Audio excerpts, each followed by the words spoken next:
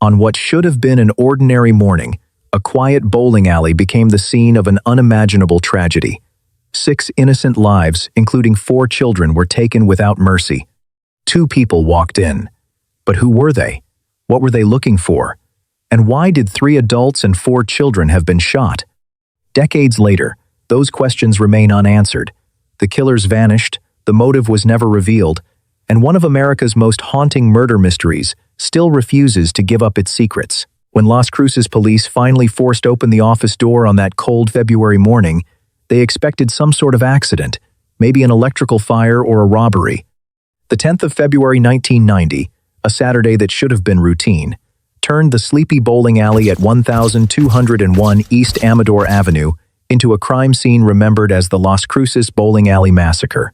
Just minutes earlier, everything at Las Cruces Bowl seemed normal.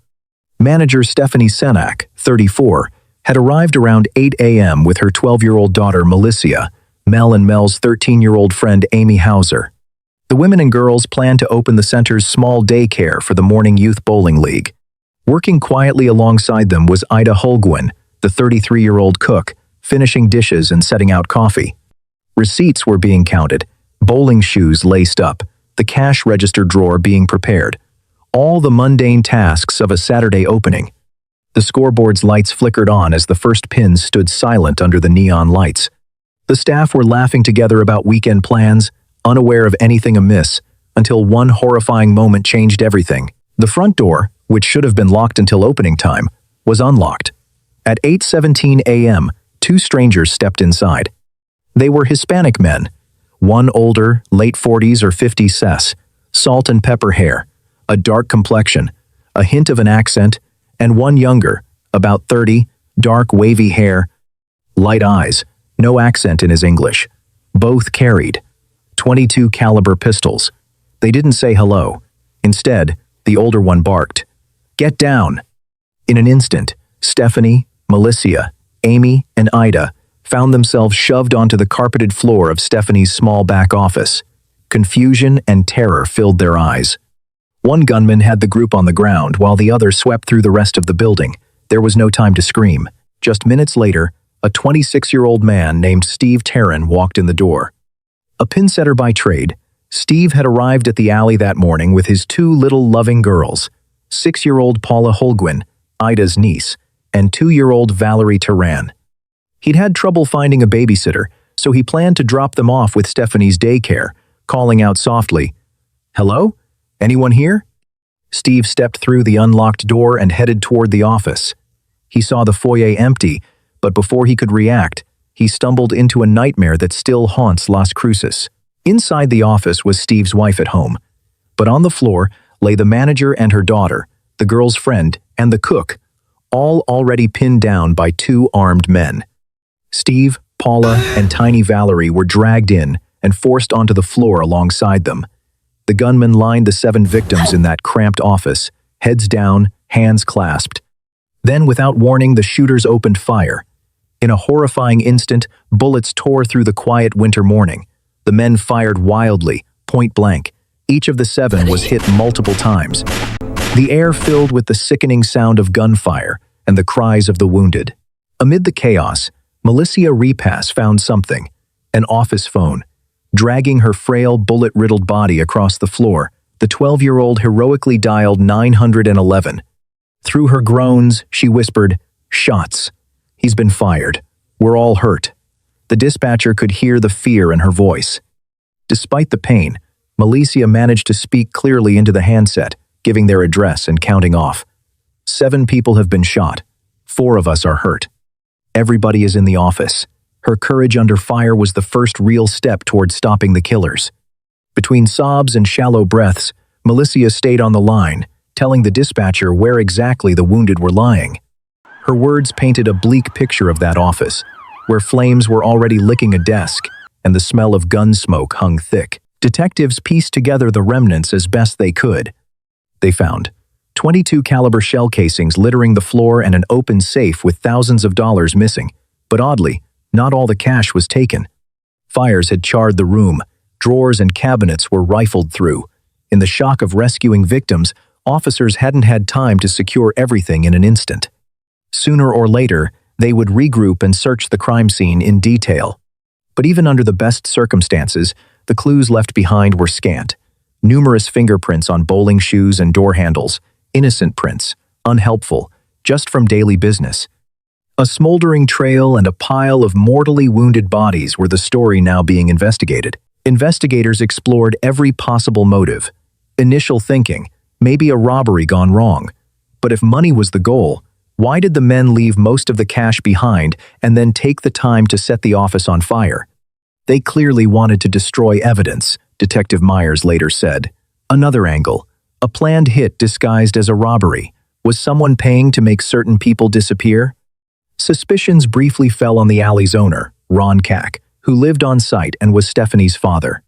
Ron had lost millions in failed ventures and owed big debts. He even closed the bowling alley and reopened it within a week after the massacre. Some wondered if he'd staged the scene, if enemies of his had sent assassins to silence someone. But interviews with Cack went nowhere. He cooperated, though police later alleged he was evasive and had no proven link to the crime. Others floated a drug theory. Perhaps the gunman believed there was something illicit hidden in that alley. In fact, a neighbor later told detectives a story. After the shooting, one woman said the killers had crashed at her trailer and were looking for drugs, even claiming they thought the bowling alley had a big stash. She passed a lie detector at the time, but then recanted, saying she'd lied to impress people. If there was a drug deal gone bad, no evidence was ever turned up. Still, the idea lingered. Maybe these men came on false information, expecting a payoff that never existed. With leads drying up, police turned to old-school tactics. They pulled everyone from the community into the investigation. A local psychic was consulted. Hypnotists in California were tried to jog witnesses' memory. National TV shows Unsolved Mysteries and America's Most Wanted featured the case in hopes that someone somewhere might recognize those sketches. Tips poured in after each broadcast, but like countless pieces before, they led to nowhere. Crime scene photos, composite drawings, reenacted scenes, nothing broke the case for the families of the victims or the detectives still determined to find justice. For the survivors, life after the massacre was never the same. Ida Holguin endured severe PTSD and chronic migraines from her head wounds. Stephanie Senak fought for years to survive her injuries. She managed to walk out of the hospital and see her daughter grow up, but she never fully healed. In 1999, 9 years after that awful day, Stephanie died of complications from her wounds, making a fifth fatality of the crime. Young Melissa Repass became the community's quiet hero, but she grew up always looking over her shoulder. Even as an adult with children of her own, she has said she feels never completely safe, her ordeal a permanent scar on her life. Decades on, frustrated detectives still cling to the hope that someone, anyone, will come forward. In 2011, Detective Myers, now a senior investigator, told a TV crew, "I'm absolutely convinced somebody out there has information. It's hard to believe that after all these years, not one person has picked up the phone." He explained he believed the attackers were professionals. It was easy for them to kill, but they knew exactly how to do it and cover their tracks. He speculated they must be from out of town, maybe even out of state, sent here for a job. Some of his colleagues thought the men had local help, a crash pad or accomplice who hid them until the heat died down. There was talk that if those killers ever got caught for other crimes, latent evidence like DNA might link them back to Las Cruces, even 30-plus years later. In 2022, on the 32nd anniversary of the massacre, Las Cruces police announced that the reward for information had reached $32,000, $25,000 from the city's Crime Stoppers, and another $7,000 donated by a documentary filmmaker. The photos of the two men, age progressed slightly, remain on file at the department. The investigation is still technically open. Evidence from 1,990 has been constantly re-examined with new forensic techniques. But year after year, no solid leads have emerged. One of New Mexico's most heinous crimes remains unsolved. Who were those men? The Las Cruces Police Department and community advocates still plead for anyone with knowledge to speak up, even anonymously. Every few years, newspapers mark the anniversary reminding the public of the young victims, hoping someone's guilt or conscience might finally crack. And so the mystery endures. Seemingly ordinary bowling balls sit untouched on aging racks. Echoes of laughter no longer fill the air at Las Cruces Bowl. The empty storefront is a silent memorial to the innocents who should have been safe at 8:30 a.m. that Saturday.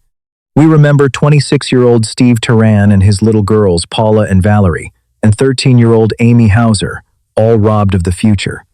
We remember Stephanie Senak, Ida Holguin, and brave Melissa Repass, changed forever by a nightmare. Somewhere, someone knows what really happened that morning. Las Cruces waits for that person to come forward, to let us finally strike down the shadows with truth. Until then, this story remains a cautionary tale of horror and hope on one winter's day, a story as haunting as the whisper of a pin in an empty alley. The pins may never drop, but the city won't stop asking, why the bowling alley? Why the children? Only answers can end this long nightmare. Every case leaves behind questions. At Knox Files, we're here to follow the evidence wherever it leads. Thanks for watching. Until next, stay curious and stay safe.